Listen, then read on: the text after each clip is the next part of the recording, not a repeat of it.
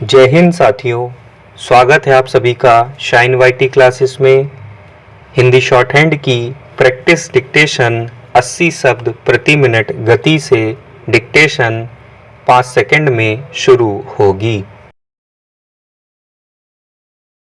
Start.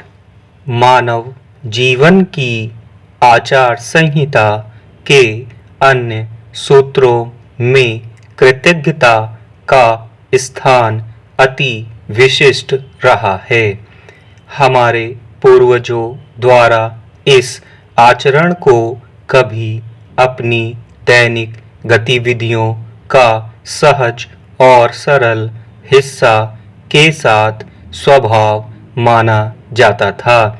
किसी के दुख या उसकी समस्या में संलग्न होने की सूचना मिलते ही वे अपने कार्य को विराम देकर उनके पास पहुंच जाया करते थे और यथाशक्ति में सहायता के सभी स्रोतों से लैस रहते थे। सामाजिक जीवन में यह क्रिया स्वतः स्फूर्त होती थी।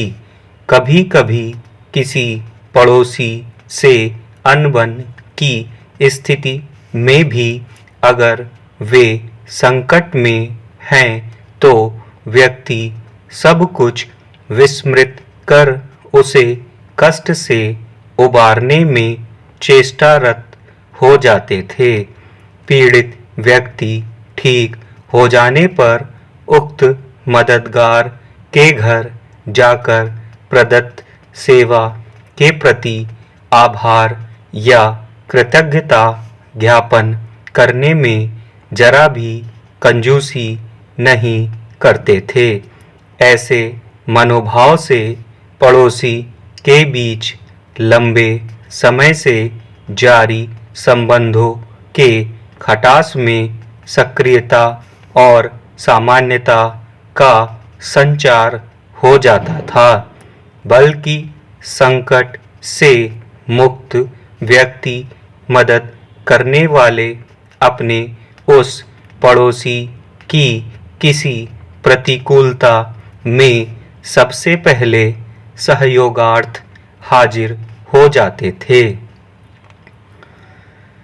जीवन के वर्तमान परिवर्तन के दौर में किसी को मदद करना अब कम हो गया है, क्योंकि आत्म केंद्रित मनोदशा के हम सब शिकार हैं। जब हम कष्ट में पड़े किसी व्यक्ति का हाथ नहीं थामते तो ऐसी स्थिति में हम भी एकांत भाव में यथास्थितिवाद से गुजरने को बाध्य होते हैं। गुजरे जमाने में कृतज्ञता एक पारिवारिक संस्कार की अक्षय निधि होती थी, जिससे व्यक्ति के मानस पटल पर विनम्रता की रेखाएं सदा केंद्रित रहती थीं। कुछ लोग संकट काल में काम आने वाले व्यक्तियों के चिर ऋणी होते थे और इसमें लेश मात्र भी आडंबर नहीं होता था।